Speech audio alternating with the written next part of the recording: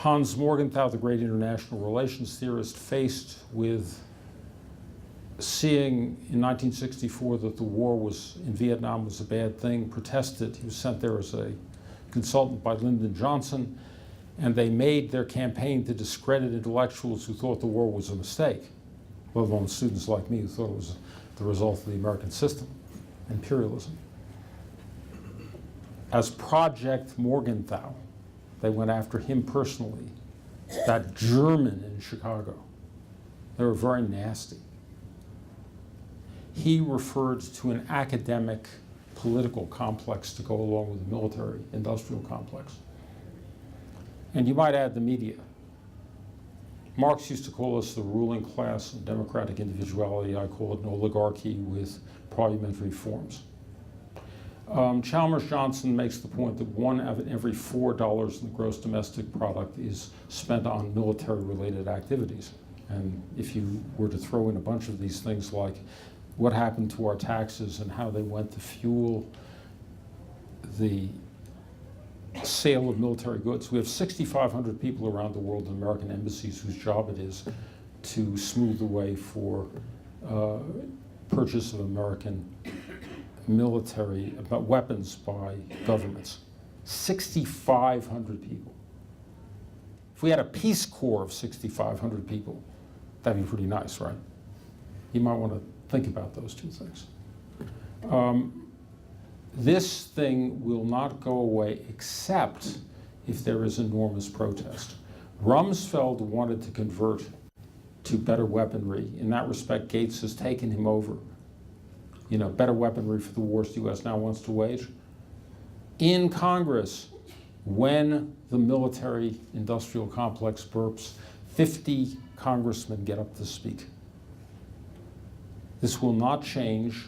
There are two things that will change this. One of them is the economy has collapsed and there is no future in what they're doing. So they're going to have to think it over. The second thing is if enough of us yell with pain and insight.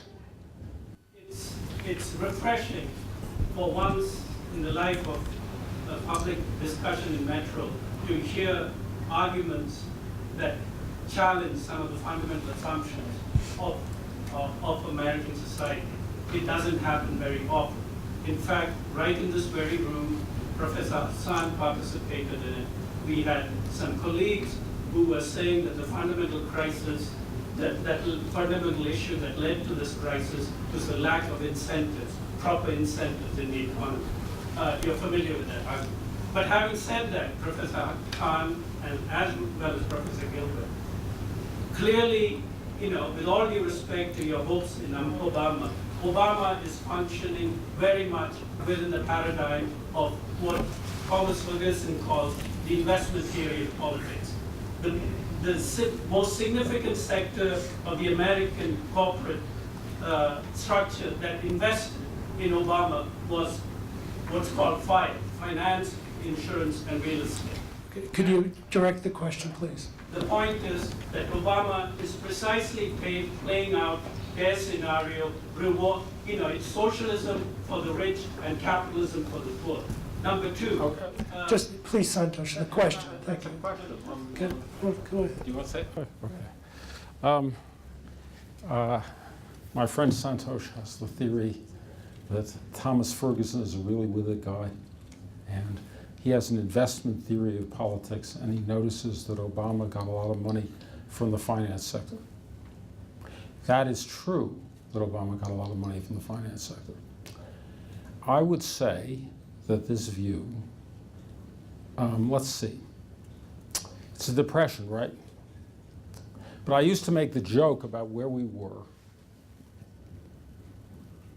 that under George Bush, we were in the mines of Moria in Lord of the Rings, and we had just lost Gandalf.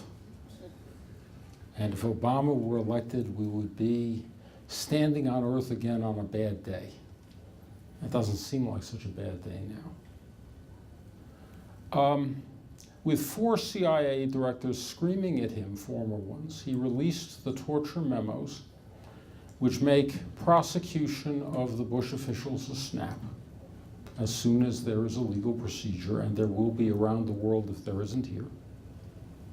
If you can remember an American president, I know they're all part of the ruling class, but if you can remember an American president who released really shattering, harmful information about what the intelligence services had done from under a previous administration, over the protest of the elite,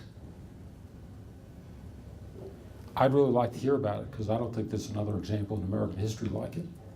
And I think the fact that Thomas Ferguson and, unfortunately, you have forgotten yourselves enough not to have missed that is really unfortunate.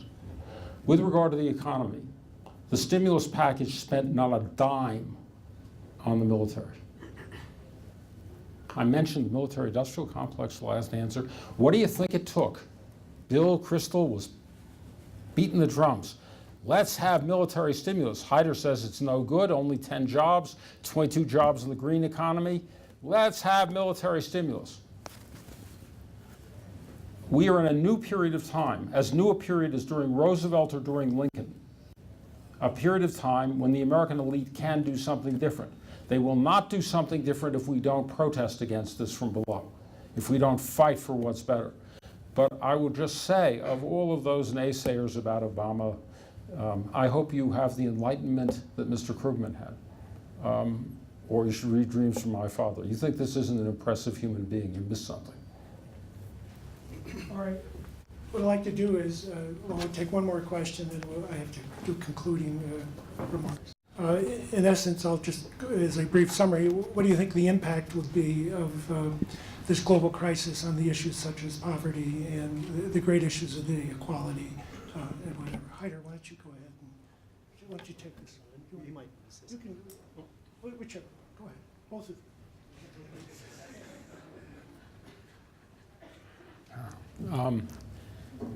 I agree with what Hyder said about unemployment earlier, but I think the situation is actually worse. I think it's closer to 20% in real terms. We have an unemployment rate which is officially zero when 4% of the economy is unemployed. That's millions of people.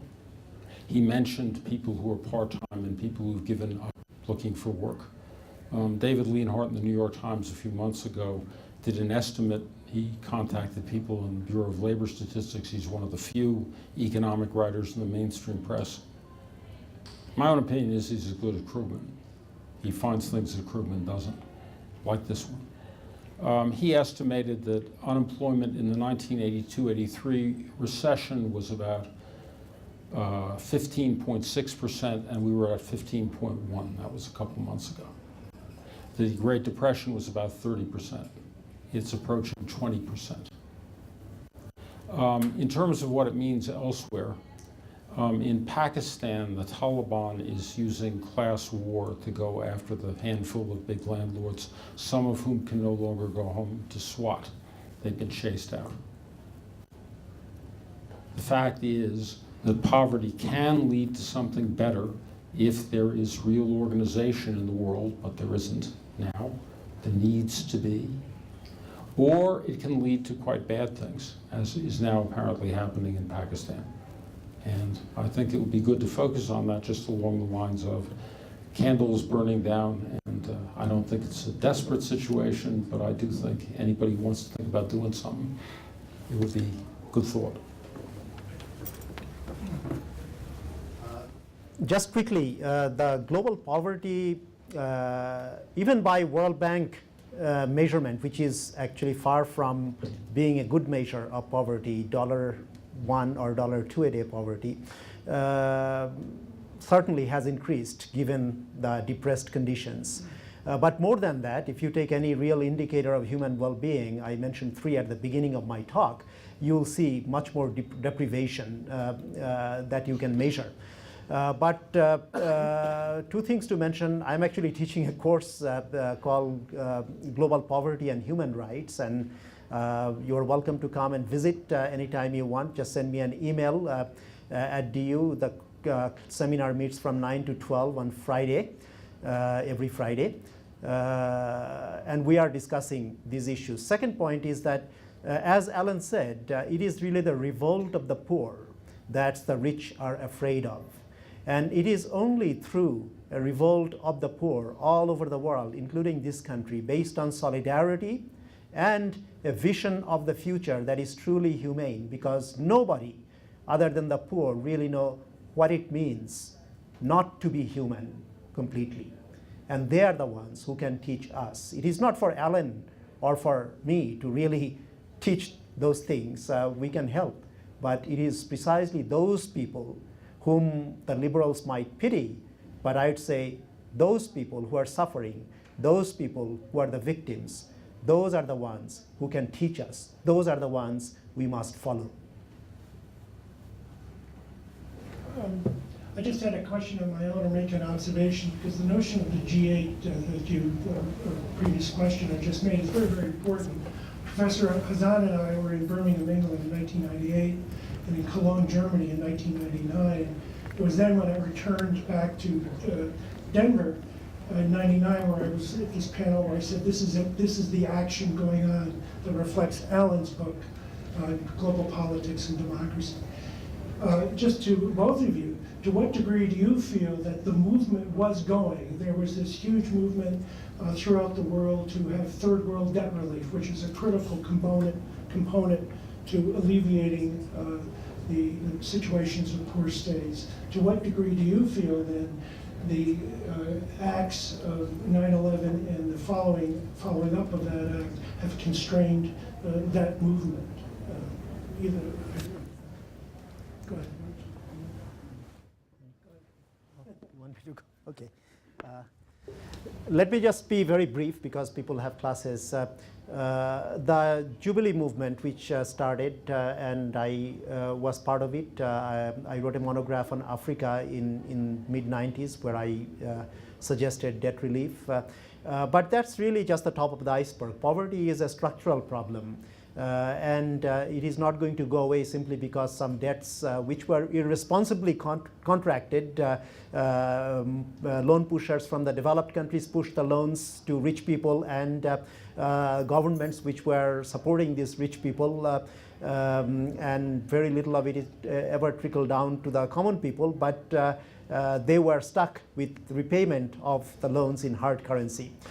So I think that the game is very clear. The global finance capital has its need to push loans to make profit, and they want the people who actually have the power and privilege in these countries to be in debt to them, and that creates an enormous amount of problem that we don't have time to go into it here. But I would urge you rather to focus on the real structure of power and wealth within rich countries and within poor countries, so-called poor countries, and the interrelations among them. And this is the world of imperial capital that we live on.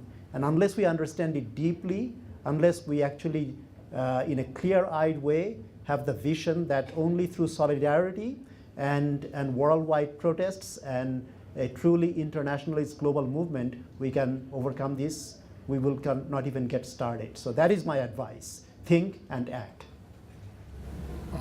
On that note, Could I? Well, just briefly, we'll have to go ahead. I want to respond to your No, question, go ahead. to add something. Two parts of this. I've organized for internationalism and in the International Committee Against Racism and many other things all my life. If you had told me that 50,000 people go do nonviolent civil disobedience in Seattle and get attacked by the police and resist them, over the WTO, the World Trade Organization, coming there, I would have said, nice thought. I would love it if it would happen. Doesn't seem to me it's going to happen. That there was a worldwide movement with several, nearly 1 million people in Genoa, where the police shot and killed one guy and wounded 600 others. That there was such a movement is a startling thing. And the first thing about it is to take it in. Now, yes, 9/11 did diminish this some, but then an even greater movement sprung up. A movement where I spoke at various rallies of it. I remember February 15th, 2003, speaking in Colorado Springs. It was one of the rallies that was tear gas that day. My, at the time, 7-year-old got some tear gas for the first time as we tried to get away to the car.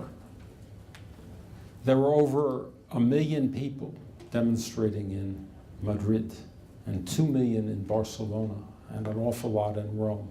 And all over the world, people rose up against this war. And they almost stopped it. They even forced the UN, which is basically a puppet for American imperialism most of the time, not to back their illegal war. And if they had backed it, by the way, it would still be aggression under Article 2, Section 4 of the UN Charter. That is to say, Saddam Hussein didn't attack anybody.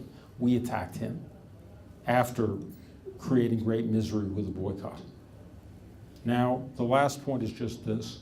Martin Luther King, once upon a time, said that a country which spends more on military defense than on programs of social uplift is approaching spiritual death. He said that in his speech at the Riverside Church in 1967. I had a wonderful social work student, April Guy, who updated King's speech in terms of the Iraq War. Every word is as good. When Haider says this death is connected to the potential death of humanity over the next 100 years, he's not stretching a point. It's exactly true. 50 years has gone by, or 40 years since Vietnam. 30 years anyway. We need a movement and can be part of a movement that will change this. There is no reason not to have hope. And Obama has some, but the man who had the most hope actually was King and people like Vincent Harding who were around him. And nobody should go away from this feeling that, oh, because the ruling class comes up with one thing to get us to focus on, the life goes out of movements. Yeah, it's true to some extent, but there are ever renewed possibilities.